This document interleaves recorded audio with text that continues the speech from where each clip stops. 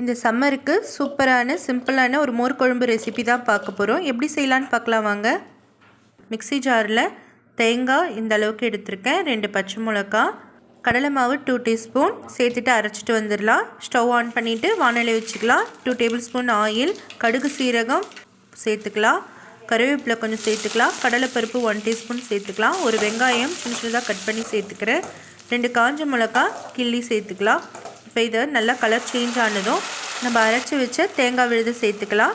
இஞ்சி கொஞ்சம் துருவி சேர்த்துக்கிறேன், தண்ணி தேவையான அளவு, 1/2 டீஸ்பூன் மஞ்சள் தூள் சேர்த்துக்கிறேன், உப்பு தேவையான அளவு, தயிர் 1 கப் எடுத்திருக்கேன்.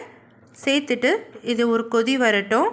அவ்வளோதான். ஒரு கொதி வந்ததும் நம்ம ஸ்டவ் ஆஃப் பண்ணிவிட்டு ஃபைனலாக கொத்தமல்லி சேர்த்து இறக்கிடலாம். அவ்வளோதாங்க, சுவையான மோர் குழம்பு ரெடி.